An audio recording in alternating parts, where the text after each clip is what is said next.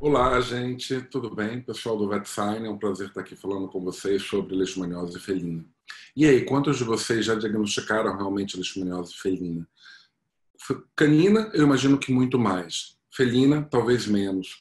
Mas isso porque é rara ou ela é desconhecida, ou é subdiagnosticada? Vocês vão ver que leishmaniose felina, em relação ao diagnóstico, é um pouco diferente do cão. Nem sempre é tão fácil e claro esse diagnóstico, não procurando, obviamente, um tecido correto. E que a prevenção e a terapia também tem as suas particularidades. Em relação à leishmaniose, hoje já é muito claro que leishmania infantum é quem causa a leishmania visceral no cão, no gato e no homem no Brasil. A leishmaniose amazonensis, a leishmania amazonensis e brasiliensis é responsável pela leishmaniose tegumentar no Brasil, em especial no homem, no cão e no gato. Então, esses três parasitos já foram descritos no cão, no homem e no gato. Claro que pacientes com leishmaniose visceral, que é a nossa discussão hoje, 90% das vezes eles manifestam dermatite, manifestam dermatopatia na leishmaniose visceral. Então, em especial o gato, que tem como apresentação da visceral muito um quadro dermatológico. Então, é importante saber que muitas vezes se recebe um animal, cão ou gato, com leishmaniose visceral, com manifestação dermatológica, e que isso não é leishmaniose tegumentar. A diferença entre uma e outra, ela realmente é por genotipagem do parasito que está causando aquilo. E, claro, um pouco pela apresentação clínica. Vocês sabem que eu gosto de exemplos mnemônicos, né? Então, vocês estão vendo a sua gostosona aí no lado esquerdo da tela? Pois é.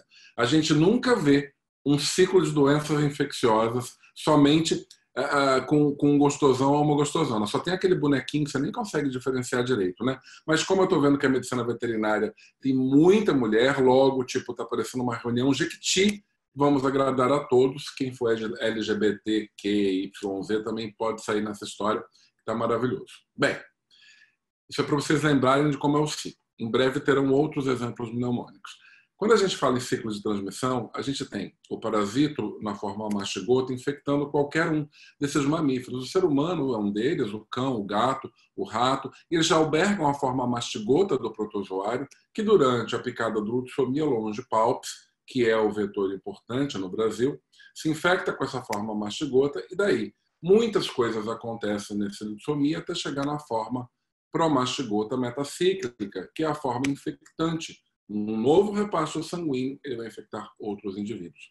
Será que somente o cão infecta os outros indivíduos? Será que o ser humano também infecta? E o gato, como é que é o papel? Hoje a gente sabe que todos eles se infectam e são capazes de infectar o flebotomínio. Mas o papel realmente epidemiológico do felino nesse contexto ainda não está muito claro.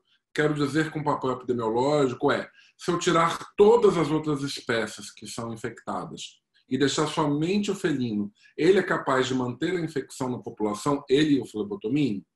Isso ainda não se sabe, porque senão ele seria um reservatório primário, como é de fato o cão. Secundário, com certeza ele é, ou seja, ele se infecta, não depende de outras doenças, ele é infectado pelo flebotomínio, ele infecta o flebotomínio. Então, acidental, com certeza ele não é mais, como se pensava anteriormente. Claramente, hoje, ele é, na melhor das hipóteses, secundário, se pensando no seu papel de forma importante na cadeia primária dessa história toda. Existem outras formas, né, de infecção. Isso a gente vai ver em relação ao cão, que é muito claro, em relação ao gato a gente ainda não sabe. Aqui são alguns trabalhos que mostram que o gato tem a capacidade de infectar o flebotomínio.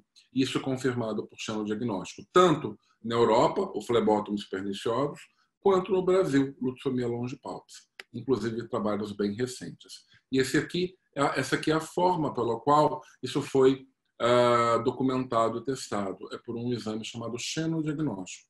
Esse animal infectado, sedado, o flebotomínio virgem, criado no laboratório, se coloca para o repasto sanguíneo, né, nesse animal, e depois de alguns dias se analisa lá o intestino, que é a foto mais da direita, para ver se temos formas promastigotas, formas infectantes.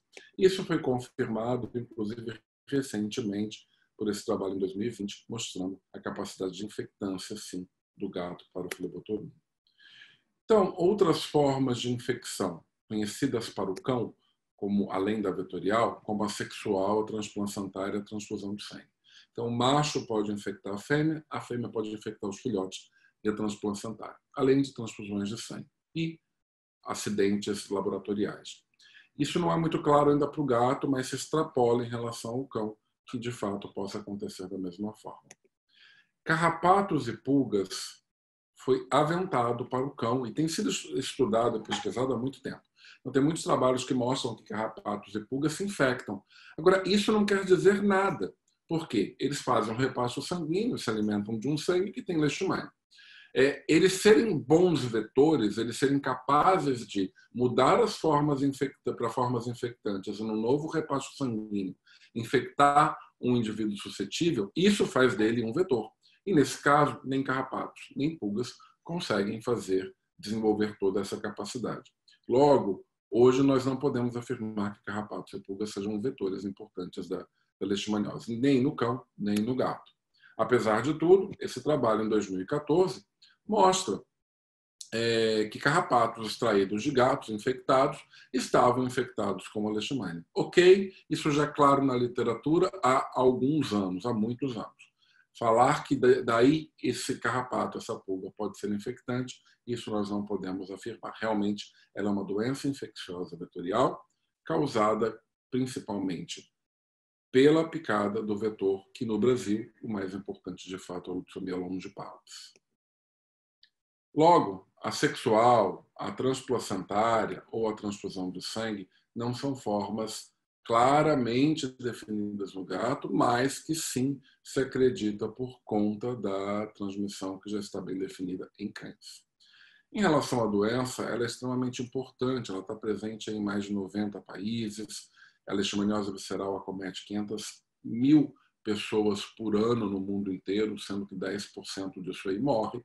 Ela é altamente, ela tem uma capacidade de letalidade grande, ou seja, a morbidade, a princípio não é enorme, porque se você pensa no Brasil, o Brasil aí tem 3.800, vamos arredondar, 4.000 casos por ano, porque é variável. Para o Brasil inteiro, isso relativamente é pouco, compara com dengue, compara, enfim, com Covid. A morbidade ela é menor, mas a letalidade é importante, 10% dessas pessoas podem morrer. E isso transforma essa doença uma das doenças mais importantes infecciosas do mundo, né? Os primeiros relatos de leishmaniose visceral felina no mundo, primeiro, na verdade, aconteceu em 1912, na Argélia. E depois foi se descobrindo, foi se relatando leishmaniose felina em vários outros países, como Espanha, Grécia, Israel, Irã, Itália, enfim, Portugal e inclusive o Brasil. O Brasil é um país onde se tem bastante relato da leishmaniose felina. Isso suscita a escrita desse trabalho que foi publicado numa revista portuguesa. Será que a leishmaniose ela é incomum ou ela é desconhecida? Se a gente vai olhar a prevalência da doença no mundo, a gente vê prevalências que variam de 11% a 60%. E claramente isso depende do método, né? Quando você procura só o sinal clínico, você tem uma quantidade pequena de pacientes infectados. Se você aumenta para a sua conversão, isso aumenta mais. Se você aumenta para testes parasitológicos, a base dessa pirâmide vai se encorpando. Porque você aprofunda a forma de pesquisa e, obviamente, aprofunda a quantidade de pacientes que são infectados, um número estatístico, em relação àqueles que apresentaram doença. Isso quer dizer que nem todo animal infectado vai apresentar sinal clínico, claramente, da mesma forma como acontece com o cão, também acontece com o gato. No Brasil, a gente tem algumas estatísticas mostrando, levantamentos, mostrando incidências que variam de 6%, 7% até 60% de populações de gatos, as mais variadas no Brasil. Agora, o que mais me chama a atenção é esse trabalho aqui de 2004, para a gente pensar que talvez a gente conheça muito pouco sobre leishmaniose, de forma geral. Em 2004, em Cotia é uma cidadezinha muito próximo de São Paulo, do lado de São Paulo. E Cotia, em 2004, foi o relato do primeiro gato com leishmaniose, causada por leishmania Chagas, na época descrita como Chagas, mas infanto. 5 anos antes do primeiro caso canino e do primeiro caso humano. E também não havia se identificado o Luxomelon de palpes ali, de um animal que realmente nasceu naquela região. Difícil, né? Tem mais formas de transmissão que talvez nós conheçamos. Mas eu acho esse trabalho bastante interessante para nos mostrar que a gente tem muita coisa para entender e aprender ainda. Vários papers publicados para quem gosta de leishmaniose felina, para quem gosta de felinos, mostrando a leishmaniose em revisões diferentes no mundo. Então, dá uma olhada nesse ABCD do Guideline on Prevention and Management da leishmaniose felina. Depois tem mais outro trabalho mais recente de revisão, um update de leishmaniose, de recomendações de como conduzir, do grupo Leishvet, o mesmo que publicou o estadiamento da leishmaniose canina na Europa.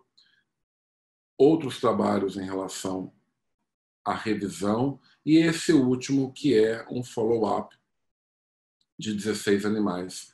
Talvez seja hoje um dos mais completos em relação ao tratamento de gatos com um segmento disso. E aí, será que a gente sabe que o controle da leishmaniose canina no Brasil é muitas vezes versado pela sorologia reagente, ou seja, o escaneamento desses animais sororreagentes, e a indicação de eutanásia para os pacientes que estão sorologicamente reagentes nos 2 testes, né? DPP e ELISA. E aí, como é que a gente faz para o gato? Isso com a tentativa de conter a infecção para seres humanos, ou a doença em seres humanos. E a gente sabe que isso, de fato, não tem muito impacto, não tem impacto comprovado, e há 60 anos, de fato, se faz isso no Brasil como recomendação. Será que matar gatos, né, será que a eutanásia de gatos suspeitos, como está esse cachorrinho aqui levando o baculejo, tem impacto na diminuição da doença na população humana? As bases no Brasil, como eu falei para vocês, é tratar seres humanos, matar os vetores e matar cães sorologicamente reagentes. Apesar de hoje as políticas públicas no Brasil estarem bem mais conscientes, mesmo assim a indicação ainda existe. Será que isso adianta para gatos também? Na verdade, para cães a gente sabe que não tem nenhum sentido técnico. Os trabalhos a dissertação do DAI 96 já mostra que matar cão não tem nenhum impacto na doença na população humana. Usar inseticidas e vacinas, sim, esses teriam algum nível de evidência científica que poderia ajudar no controle das doenças infecciosas de forma geral. Em relação ao gato, nada ainda, né? Esse é um trabalho publicado por nós do Brasileixo. Brasileixo é o grupo de estudos sobre leishmaniose animal, criado por mim e outros 8 pesquisadores no Brasil, lá em 2011.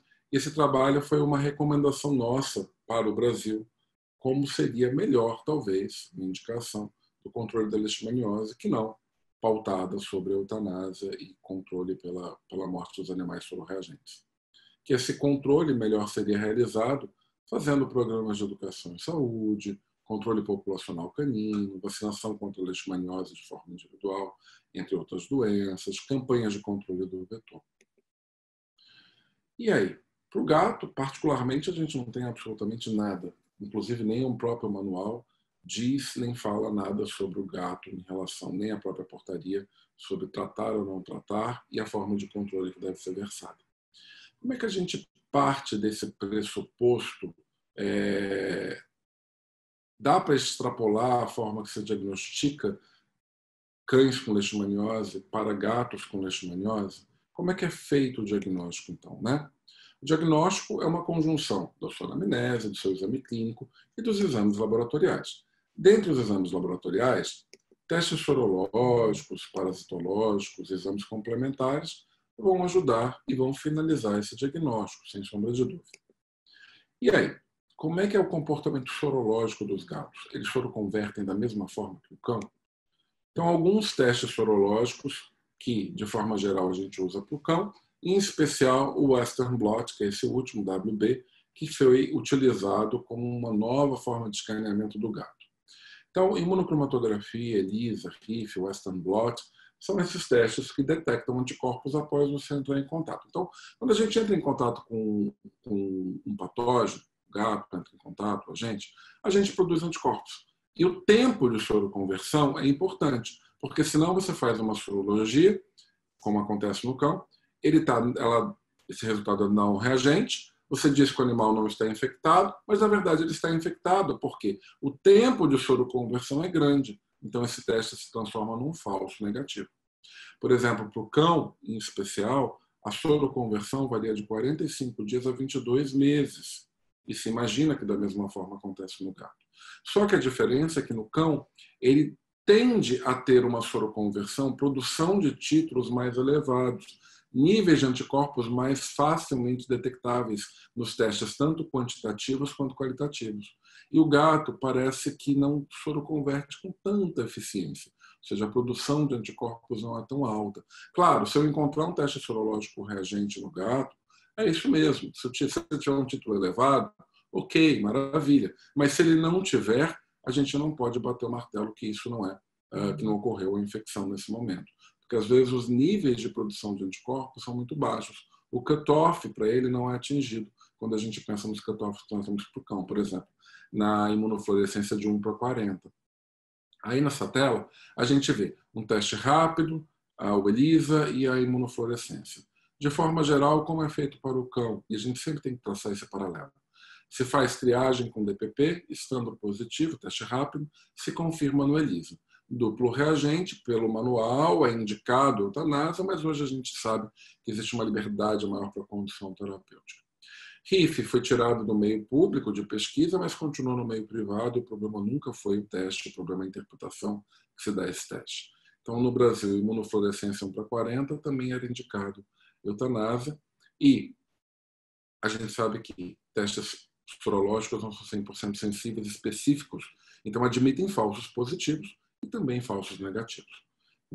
Para o cão, a gente admite aqui sorologia 4 vezes o cutoff, 160, 320, fecha um diagnóstico de infecção por leishmania. E os títulos elevados precedem a apresentação clínica e ajudam no acompanhamento desse paciente. Quando o gato faz isso, esse título, também é um parâmetro de comparação ao cão, mas não necessariamente ele vai fazer. Então, alguns métodos, alguns trabalhos relacionados aos gatos mostram essa disparidade de trabalho, de achados na literatura em relação à soroconversão ou à presença do parasito em diferentes tecidos. Logo, o que a gente vê? Esse trabalho grego mostrou o seguinte: 50 gatos sintomáticos e 50 não sintomáticos. Não bate nada com nada. PCR de sangue não batia muito com medula, com pele, com conjuntiva. Não havia uma correlação muito legal entre RIF, ELISA e PCR de sorológicos. Mas, nesse trabalho, a PCR mais frequente positiva foi de pele e de medula. Então, mostrando que a soroconversão não estava legal. Já nesse de Belo Horizonte, Ribeiro já mostra uma soroconversão boa no grupo de pacientes que ele estudou, tanto para RIF quanto para ELISA. Esse é um trabalho de validação de um teste de imunofluorescência para gatos, com uma concordância legal. E aí, o pessoal da Europa falou, beleza, já que ELISA e RIF parecem detectar muito bem, não por conta do método, mas pela soroconversão em especial, vamos tentar uma técnica diferente? Vamos ver se a gente consegue algum teste mais específico, mais sensível? E tentaram o Western blot, que infelizmente não é algo muito comum no nosso dia a dia. Viram que a sensibilidade do Western blot se tornou bem maior quando comparado com ELISA e com RIF.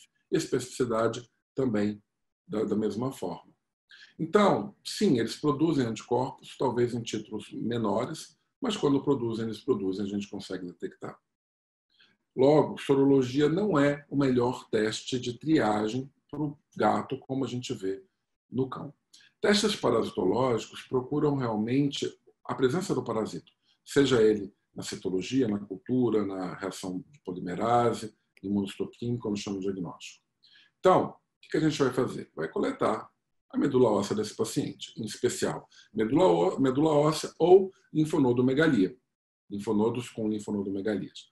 Então, coletou, fez citologia panótico, achou o parasito, fechou. E se eu não achei, Paulo, não quer dizer absolutamente nada, ok? Não achar o parasito não quer dizer nada. Achar o parasito quer dizer que a infecção está ali. Posso pegar esse material e jogar ele, por exemplo, com uma cultura NMM. Não é algo utilizado no dia a dia, não é muito sensível, demora, então, assim, não é algo muito legal para o uso do dia a dia. A gente vai acabar partindo para a citologia, vai acabar partindo em especial para o parasitológico. Vocês vão ver de molecular, porque vocês vão ver também que a citologia não é a melhor coisa do mundo, a sensibilidade é baixa e o parasitismo acaba muitas vezes não sendo tão óbvio quanto quando com a mesma frequência que acontece com o cão. Locais em que a gente pode pesquisar essa medula, esse parasito: fêmur, húmero, ilho externo. Eu particularmente prefiro realmente coletar mais do ilho, que eu acho mais prático. Sempre com animal sedado. Também é outra diferença em relação ao cão, né? Muitas vezes a gente coleta do cão sem nenhum tipo de sedação, com a contenção tranquila, e é bem mais fácil. No gato, dificilmente você vai conseguir fazer isso sem ser sedado, a não ser que você queira parar no hospital todo unhado e mordido. E o gato mega estressado, que não é bom. Peguei esse material, por exemplo, da medula ou do linfonodo, e mandei fazer PCR. Então, com um primer específico para leishmania, eu vou amplificar aquilo ali. E quando eu amplifico, eu aumento o número de cópias nessa reação e eu consigo pedir, comparar, inclusive, antes e depois da terapia. Se eu fizer um qPCR, um PCR real-time, ele te dá comparações, número de cópias. Isso é legal. Preferencialmente, quando forem pedir, peçam qPCR. E, nesse caso, para pesquisar leishmania, sempre medula. Não adianta ficar fazendo PCR de sangue, porque não tem a mesma sensibilidade. E se for comparar antes e depois, sempre o mesmo tecido. Comparem laranja com laranja. Não dá para comparar laranja com mamão, tá bom? Posso também pedir PCR de pele, e talvez seja bastante interessante para amplificar o diagnóstico, melhorar a performance do diagnóstico quando eu penso em pacientes com lesão de pele. E também quando eu quero saber se tem infectividade daquele paciente, uma vez que o xenodiagnóstico ele é improvável de ser feito no meio particular. Não tem não é executível. Esses trabalhos aqui mostraram bem a correlação entre os tecidos e aonde encontrar a leishmania em gato. Então, nesse primeiro trabalho, a gente vê o seguinte: foi feito todos os animais infectados, pesquisa do parasito em lâmina, sorologia, PCRs em diferentes amostras, e o status de sorologia FIV-FeLV, por quê? Porque antigamente se achava que pacientes com FIV-FeLV poderiam ter leishmania, mas que normalmente isso não acontecia nos que não tinham. E a gente hoje vê que não tem relação com infecções, de fato, necessidade. Perceberam que, pela PCR de linfonodo, para esse grupo foi mais fácil o diagnóstico. Quando se compara a pesquisa direta, tudo negativo, ou seja, não se achava na medula, no linfonodo, em lugar nenhum. Só naquele último paciente que tinha FIV que se encontrou em todos os locais. Sorologia também, quase ninguém soroconverteu. Havia nesse grupo um paciente assintomático, a maior parte dos pacientes tinham sinais, os sinais mais comuns eram de pele. Pensando aqui também nesse outro trabalho, antes de falar dele, a gente tem que saber o que é imunohistoquímica, que é tirar um fragmentozinho de pele para poder aumentar a sensibilidade de pesquisa. À direita a gente vê tudo castanho, que é a marcação do parasito por imunoperoxidase. Pensando em gatos, a imunohistoquímica pode ser bem interessante naqueles animais que têm parasitismo cutâneo, que tem lesão de pele. Vocês vão ver que a maior parte tem lesão de pele. Esse trabalho também mostrou que todo mundo foi positivo na imunohistoquímica, que tinha lesão de pele. Poucos a gente achou, a Vides achou o exame parasitológico medula, citologia positiva. Poucos haviam também a correlação com o teste sorológico, e que realmente a maior parte, à direita, foi a maior parte, não, todos se identificou com imunohistoquímica, mesmo no HE, no histopatológico, não tendo sido visto, porque de fato não é o exame mais sensível para isso. Xenodiagnóstico, como eu falei para vocês, é impossível no dia a dia do clínico, porque é algo utilizado mais para a pesquisa. Portanto, gente, o que a gente tem de forma geral? Nos exames laboratoriais sorológicos e parasitológicos, a gente acha o anticorpo, ou seja, a resposta de que eu entro em contato com o parasito, de uma forma muito pouco sensível, e também acha o parasito fechando o diagnóstico da infecção. Então, nesses exames, eles te dizem se o animal está infectado ou até se ele é infectante, mas não diz se ele está doente. Doença é o seu exame clínico com os exames complementares, além, obviamente, do diagnóstico confirmatório parasitológico. O que a gente espera, o que a gente pode encontrar num gato infectado? Anemia, trombocitopenia, leucopenia ou leucocitose, hepatite, alteração do proteinograma nesse gráfico à direita, ou seja, a globulina sobe, a albumina desce, ocorre uma inversão à albumina-globulina, que são sinais patológicos que a gente vê no cão também. E, em especial, disfunção renal. Então, doença renal aguda, doença renal crônica, são duas coisas muito comuns que normalmente levam os animais à morte, tanto cão quanto gato. E por isso devem ser sempre estadiados e acompanhados com as indicações do International Renal Interest Society, o IRIS, para o cão e para o gato. Então, a partir do momento que ocorre a inoculação do parasito na pele, você tem uma resposta imunitária local, e daí você pode ter eliminação do parasito, pode acontecer autocura, apesar de não ser muito claro na literatura, mas você pode ter uma resposta efetiva imunitária que elimine esse parasito, na verdade diminua a carga parasitária e não deixa apresentar sinal clínico. Mas também pode ter o descontrole disso levando à enfermidade. E essas situações elas são intercambiáveis. A gente sabe que muito disso acontece por conta da resposta imunitária, porque a leishmaniose é quase que uma imunopatologia. Então depende bastante dessa relação parasito-hospedeiro, onde a resposta imunitária tenta destruir esse parasito e o parasito tenta evadir essa resposta imunitária. A partir do momento que acontece a infecção, os macrófagos em especial, eles tentam apresentar, processar isso para o linfócito TH0. O linfócito TH0, gente, é aquele linfócito que ele é tipo linfócito emo, não tem rótulos, ele é total flex, ele não sabe o que ele quer. Se ele vai virar TH1, se ele vai virar TH2. Então, no ambiente de citocinas inflamatórias, ele se diferencia em TH1, produz mais citocinas inflamatórias e, por meio da explosão do óxido nítrico, ele tenta matar essa leishmania que estava lá dentro do macrófago e não conseguia destruir. Então, lá na frente, ele tentou fagocitar e não deu certo, destruir. E agora, com a explosão respiratória, lá dentro desse macrófago, queima Jeová, né? Olha lá, explosão respiratória, acontece um clearance parasitário. Maravilha, isso é o que eu espero no animal tratado, no animal vacinado, pensando em cão, já que vacinas a gente não tem para gatos, mas um animal resistente. Por outro lado, se eu tenho um ambiente de citocinas anti-inflamatórias, o meu TH0 se transforma em TH2. E daí eu estimulo o meu linfócito B se diferenciar em plasmócito, produzir anticorpos, mas os anticorpos para leite não adianta muita coisa. Eles vão se depositar mais na forma de imunocomplexos, levando às lesões que a gente vai ver já já. Então eu vou ter uma resposta menos celular e mais humoral. Daí eu tenho uma replicação do parasito intracelular e disseminação parasitária com apresentação clínica. Isso é o que acontece normalmente na resposta imunitária de forma mais didática e dicotomizada, mas nem sempre a gente sabe que ela é dicotomizada. Logo, eu gosto de exemplos mais mnemônicos, né? Então, TH1 seria a minha resposta celular mais assintomático, TH2 seria minha resposta humoral mais sintomático. Eu gosto de comparar isso com aquela novela Mulheres de Areia, vocês lembram? De Ruth e de Raquel? Então, eu vou ter que ser o Tonho da Lua, não vai ter jeito, né? A Rutinha é boa, a Raquel é má. A Rutinha TH1, a Raquel TH2. Então, para quem não lembra da novela, vai um pouquinho aí da novela para vocês. Ó.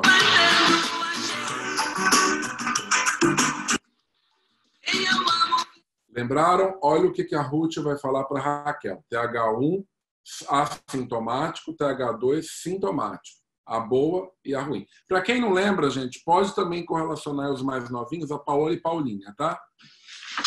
Por favor. Sua ordinária. Você não presta, Raquel. Isso é tudo que você precisa saber de imunologia. Estou brincando, mas assim, tem um fundinho de verdade. Então, se você tiver uma resposta mais Raquel, ou seja, TH2, eu tenho uma produção exacerbada de anticorpos, eles vão se depositar na forma de ultracomplexo, ativando o complemento e desgranulação de células, e eu vou ter uma resposta inflamatória, normalmente em regiões de ultrafiltrado. E aí, nesses ultrafiltrados, eu tenho a deposição desse imunocomplexo. Onde é que a gente tem ultrafiltrado no corpo, hein? Humor aquoso, então eu tenho a úvea, tenho uveíte, articulações, produzindo sinóvia, daí eu tenho poliartrite e sinovite. A urina é produzida em decorrente de um ultrafiltrado no glomerulonefrite.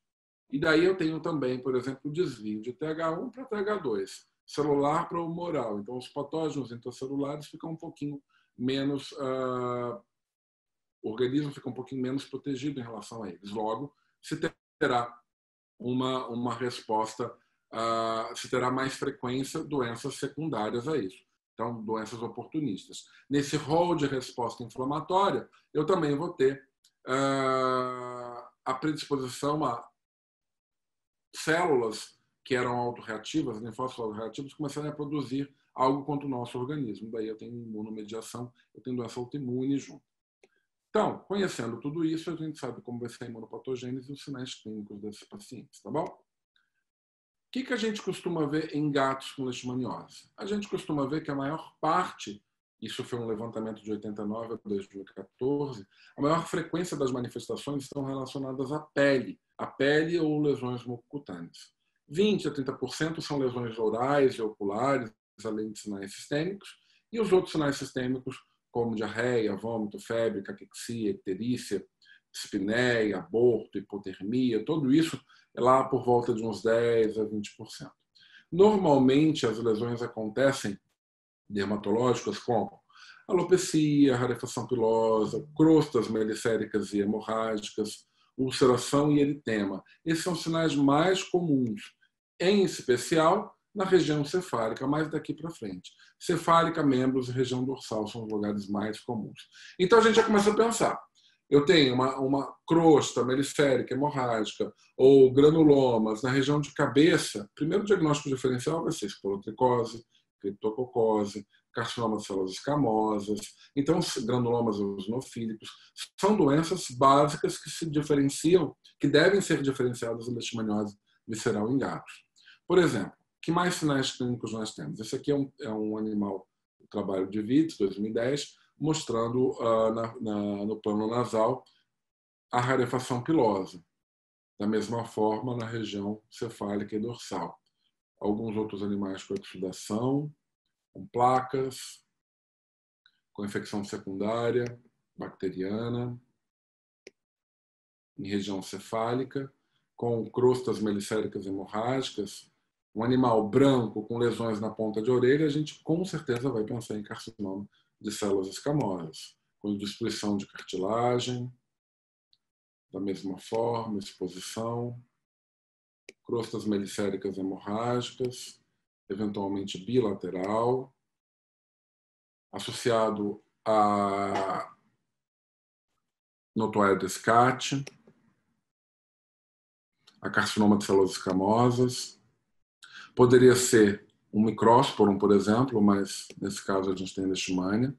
Notoário descarte com leishmania. Da mesma forma, com bastante crosta, liqueficação,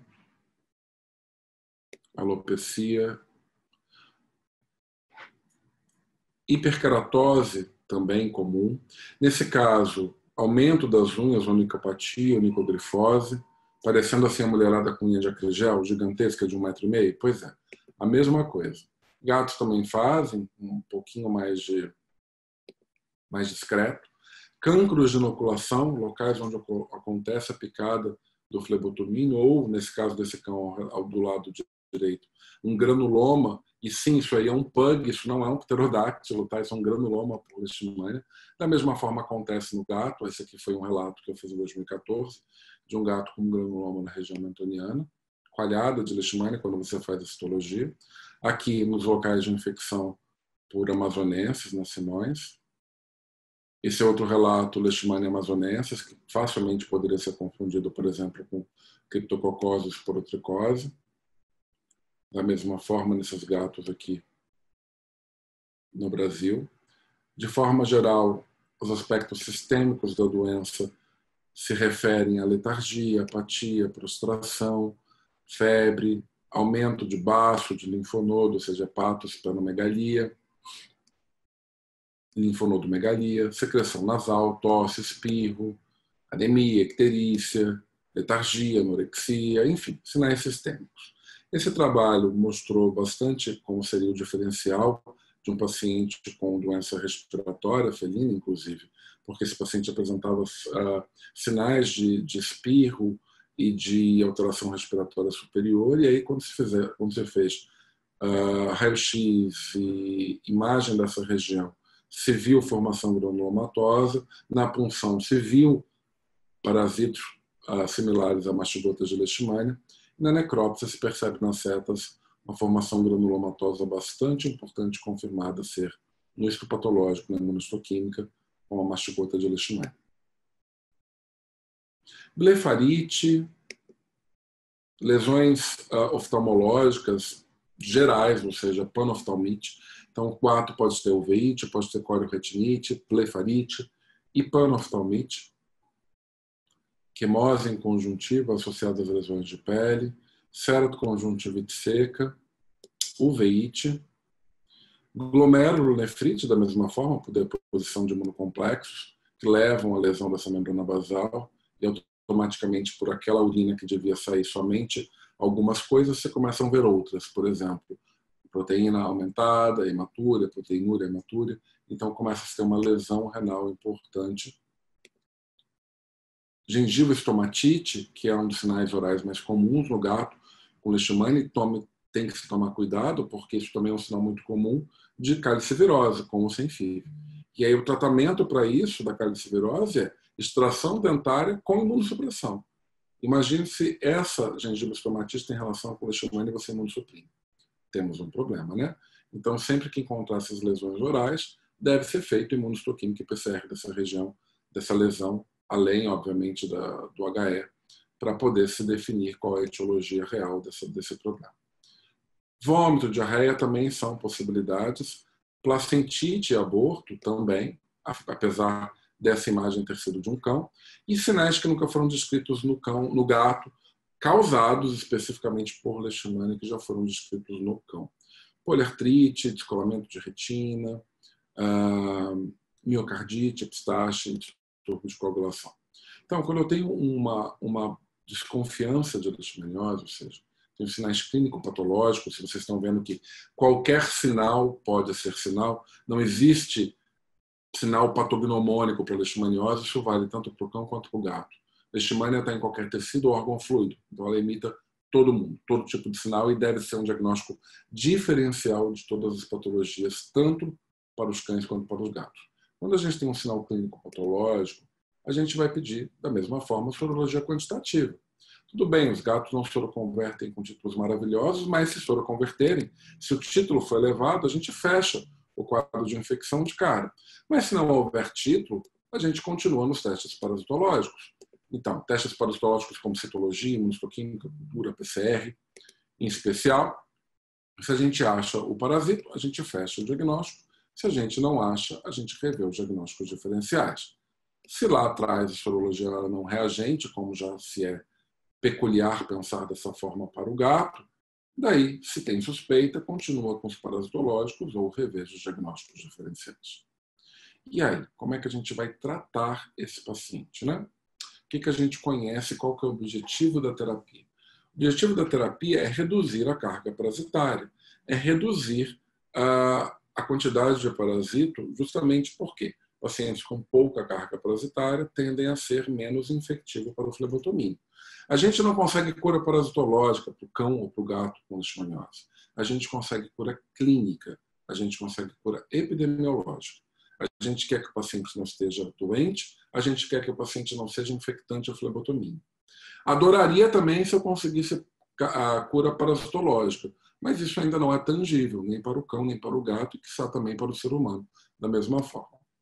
Restaurar a resposta rotina, lembra? Ela está desviada. E isso no gato a gente ainda não sabe o quanto a rotina, o quanto a Raquel, ou se tem algo de diferente que faça com que ele talvez manifeste menos do que o cão. Não sabemos ainda o tipo de resposta imunitária que de fato ele pode ter. Fato é, a gente tem que manter um equilíbrio melhor entre a resposta celular e o humoral, voltado mais para uma resposta celular, que é o controle parasitário de um parasito que é intracelular obrigatório. Promover cura clínica. A nossa cura clínica, isso é indiscutível. E prevenir, e mais do que prevenir, é prever a recaída desse paciente. Porque pacientes infectados podem ter recaída em qualquer momento da vida. Então, o que a gente tem, de forma geral, para tratar cães? Vejam o título do slide, o tratamento do cão, para que a gente entenda como a gente vai fazer com o gato. Para o cão, a gente tem drogas que melhoram a imunidade, ou seja, equilibram essa imunidade TH2 e TH1. Drogas que diminuem a reprodução da leishmania, que são drogas leishmaniostáticas, e drogas leishmanicidas, que matam essa leishmania. Claro, nada disso vai adiantar se você não fizer o suporte dessa terapia. Pega um cão com leishmaniose 5 de hematócrito no transponde, melhor droga do mundo, ele vai morrer do mesmo jeito. Ou com 10 de creatinina e não estadia essa disfunção renal para tratá-la adequadamente. Não adianta, a melhor droga do mundo, esse cão vai morrer da mesma forma. E assim vai acontecer com o gato também, se não for estadiado da forma adequada. A portaria interministerial de 2008, ela foi muito clara em dizer que cães com leishmaniose infectados não podiam ser tratados com drogas que não tinham o registro ou não no Brasil para esse fim. Então, de fato mesmo, a portaria nunca foi restritiva. Ela sempre foi, ela nunca foi proibitiva, ela sempre foi restritiva. Se ela quisesse proibir o tratamento do cão, ela diria: é proibido o tratamento de cães com leishmaniose no Brasil. Ponto. Isso não foi feito. E daí um monte de jurisprudências surgiram em relação à terapia. Hoje, inclusive, a gente tem drogas liberadas no Brasil para o uso do tratamento de leishmaniose abscessal canina, em especial uma droga parasiticida. Mas e para o gato? Ela fala alguma coisa, gente? Ela não fala nada, então chupa essa, né? A princípio, a gente poderia usar praticamente qualquer coisa, porque não há uma regulamentação específica em relação ao gato. E para o cão também, ela é bastante, não muito clara. Ela restringe, mas ela não proíbe, né?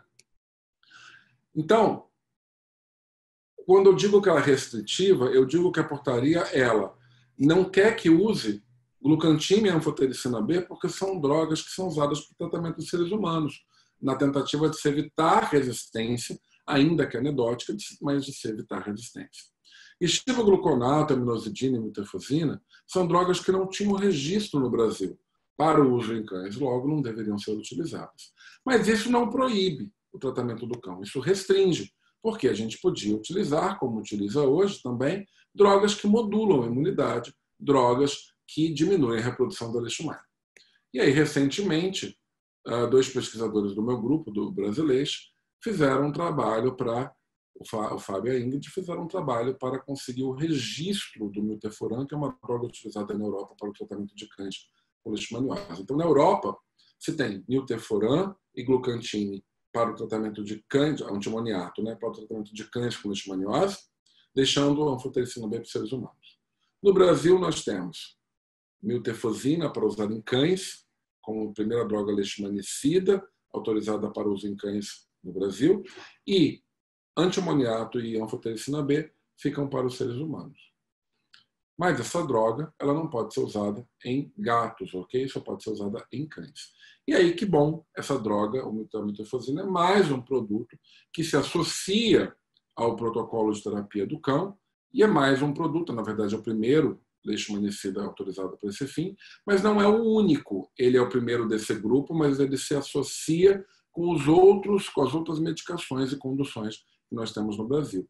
E é importante dizer que deve ser usado com responsabilidade.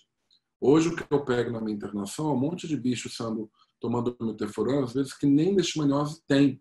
Fizeram um teste rápido, deu positivo, trata com milteforam. Fizeram uma sorologia RIF, dá 1 para 40, trata com milteforam.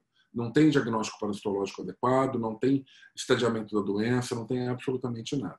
Então também a gente tem que ter responsabilidade, porque do mesmo jeito que matar um cão ou um gato, né, enfim, com sorologia reagente, sem ter teste parasitológico e um diagnóstico confirmado, também é irresponsável tratar um animal que não tem um diagnóstico confirmado. O LeishVet, esse grupo europeu, publicou o estadiamento da leishmaniose canina, considerando o estágio da doença, considerando os títulos sorológicos, as alterações laboratoriais e clínicas, para dizer como seria a terapia e como seria o prognóstico. Mas a gente não tem isso muito claro para o gato. No Brasil, a gente também publicou o estadiamento do cão com leishmaniose visceral, publicado pelo Brasileis, que muda um pouquinho do estadiamento europeu, porque a gente acrescenta mais um estágio. Lá são 4 estágios, aqui são 5 estágios. O nosso primeiro estágio, aqui a diferença seria o primeiro estágio, seria aquele paciente que a gente não acha o parasito para o cão, mas ele tem título sorológico baixo e não tem sinal clínico. Esse paciente ficaria aqui no limbo, ou seria sacrificado, de acordo com as indicações do Ministério, ou o veterinário ficaria tentando sorologias não reagentes até que se achasse alguma para se vacinar, tentando prevenir. Mas aí aqui a gente não tem muito o que fazer nesse paciente porque não achou o parasito.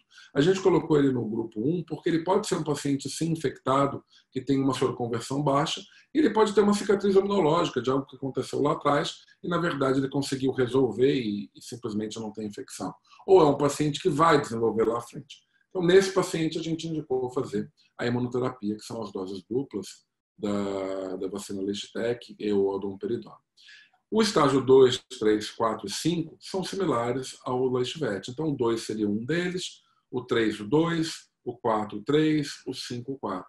E eles são relacionados e permeados pela disfunção renal. Se esse paciente tiver qualquer tipo de sinal clínico com alteração renal, IRIS 1 e 2, ele é o 4 do nosso estágio. IRI 3 e 4, ele é o 5 do nosso estágio. Então, basicamente, é isso que vai acontecer. Em termos de terapia, todos os pacientes devem, parasitologicamente positivos, devem usar a droga leishmanicida, a miltefosina, junto com as outras medicações que diminuem a reprodução de leishmania e melhoram essa resposta, ou equilibram essa resposta imunitária. Isso é o que a gente sabe para o cão. Para o gato, a gente não tem um estadiamento claro. O Leishvet publicou um update, uma recomendação do que se tem sobre leishmaniose felina. E olha que interessante, no quadradinho da direita, a gente tem meia dúzia, 15 referências de terapia de leishmaniose felina. Tem muito pouca coisa publicada. Mas, de fato, resumindo o que tem em termos de eficácia terapêutica, é alopurinol, como leishmaniostático, com ou sem glucantime, que é antimoniato, mais a terapia suporte. E alopurinol na dose de 10 mg quilo BID, normalmente por uso contínuo. Miltefosina não, desculpe. Glucantime ou antimoniato também na dose de 50 mg quilo BID, por 21 a 28 dias. Então, o que se tem de ter em termos de resposta terapêutica com boa eficácia. Esse follow-up é bem interessante porque foi um acompanhamento de 16 animais, publicado agora em 2020. E ele é bem legal porque ele mostra que 16 animais entraram no trabalho e esse é um dos primeiros follow-ups de gato que eu vejo publicado. 16 gatos entraram para o estudo, à esquerda 4 não foram tratados. Mesmo 4 não sendo tratados, um deles viveu por 2 anos e tanto. Então, assim, mesmo sem condução terapêutica. Os outros 3 foram sacrificados. 12 gatos do lado direito foram tratados das formas mais variadas possíveis. Então, olha aqui no lado esquerdinho, a primeira da esquerda para a direita. A gente tem 6 gatos só com alopurinol, sobrevivência até 3 anos, 4 anos. 4 gatos com alopurinol e glucantime, 2 anos e meio. Um gato com miltefosina, apesar de ser tóxico, sobreviveu também 2 meses. E o outro gato com glucantime sozinho, antimoniato, 7 anos. Então é muito variável da mesma forma que o cão. O animal pode sobreviver sem terapia e se controlar a resposta imunitária. Ele pode realmente ter uma resposta legal ao alopurinol, com ou sem glucantime, e ter uma vida longa da mesma forma, como acontece no cão. Ou pode sucumbir de fato. Mas a resposta legal acontece realmente, adequada, acontece com o uso do alopurinol. O alopurinol, como vocês podem ver, é a mesma dose, inibe a síntese proteica da leishmania, portanto é um leishmaniostático. Pode-se ter cálculos de xantina como reação adversa à sua terapia, e teve um paciente, numa descrição, que fez muita dermatopatia alérgica reativa ao uso do alopurinol. Tirava, no caso de um gato, tirava o alopurinol e ele voltava a ficar legal. Esse relato foi tratado, o meu relato publicado em 2014, foi tratado apenas com o uso de alopurinol. Esse gato também tinha FIV. E esse gato ficou muitos anos clinicamente bem. Esse aqui é o follow-up do gatinho que foi usado alopurinol. Ele tinha blefarite, granulomas nas regiões perioculares. E aí, como ele tinha um quadro alérgico ao alopurinol, ele tirava o alopurinol, recaía. E assim foi por alguns anos, até que ele sucumbisse. Esse outro relato, publicado recentemente também, foi uma combinação de alopurinol com glucantime, onde você vê as lesões granulomatosas na orelha e na face e ulcerativa no membro, e depois você vê o tratamento do animal dentro do que é esperado, a resolução dos sinais clínicos, e também do acompanhamento da carga parasitária. Olha que interessante esse quadradinho aí embaixo. No dia 0, no dia 30, no dia 45, com 18 meses de terapia. Então, no sangue já não se via mais carga parasitária. No linfonodo, no primeiro dia não tinha sido aferido, e depois se zerou aí a carga parasitária. E na pele também, logo com 30 dias, despencou a carga parasitária. Então, resposta bem adequada do alopurinol sozinho, do glucantime sozinho, do antimoniato, do alopurinol com o antimoniato sozinho. Bem, em relação à prevenção, claro, em relação à terapia, a gente não tem muito follow-up. Então, se extrapola o que se faria com o cão. Precisa ver as mesmas coisas. Esse animal está soroconvertendo, esse animal tem alteração renal, creatinina, ureia, STMA, ultrassom abdominal, relação proteína-creatina urinária, urinálise, pressão arterial. Precisamos estadiar essa função renal porque é isso que mata cães com leishmania e isso também pode matar gatos com leishmaniose. Hemograma, enzimas hepáticas, enfim. O exame clínico laboratorial de acompanhamento, a gente acaba extrapolando um pouco o que se tem do conhecimento do cão para o gato, até que se tenha um estadiamento concreto em relação a isso. Por isso que eu mostrei como é feito o estadiamento da leishmaniose na Europa pelo Leishvet, no Brasil pelo Brasileish, para que a gente possa ter algum nível de extrapolação e que consiga conduzir esses gatos quando infectados.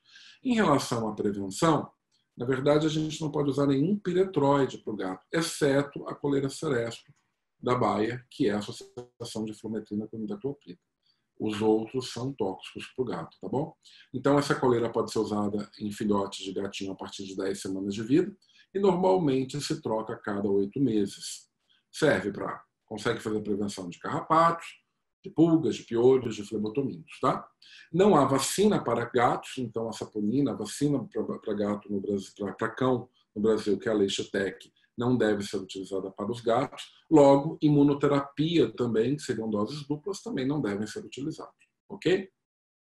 E basicamente a prevenção é evitar que o animal saia à rua, não deixá-lo ser semi-domiciliado ou realmente errante ou em rua, porque isso previne não só a exposição do animal a isso, mas atropelamento, envenenamento, FIV, FeLV e todas as mazelas que a gente tem aí na rua, né?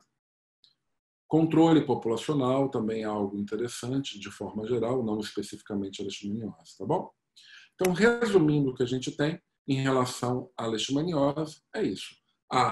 O diagnóstico, ele precisa ser mais parasitológico, em especial nos pacientes que têm alteração dermatológica, PCR e imunohistoquímica de pele. Os animais não soroconvertem com tanta facilidade. Quando apresentam, tem uma apresentação clínica similar ao que pode acontecer com o cão. Em relação à prevenção, nós temos apenas a flumetrina com imidacloprid serestro que pode ser utilizada em termos de repelente e inseticida. Não se pode usar vacina. O manejo do animal, mantendo ele em domicílio, talvez seja uma indicação bastante consciente e adequada.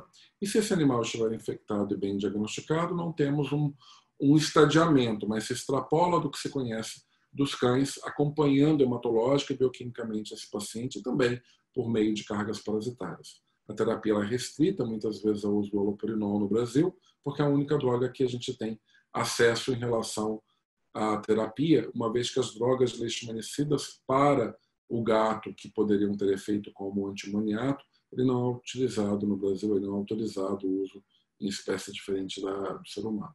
Mas o manejo e o uso do alopurinol tem resultados bastante interessantes no gato, na sua condução. Ok? Muito obrigado pela atenção.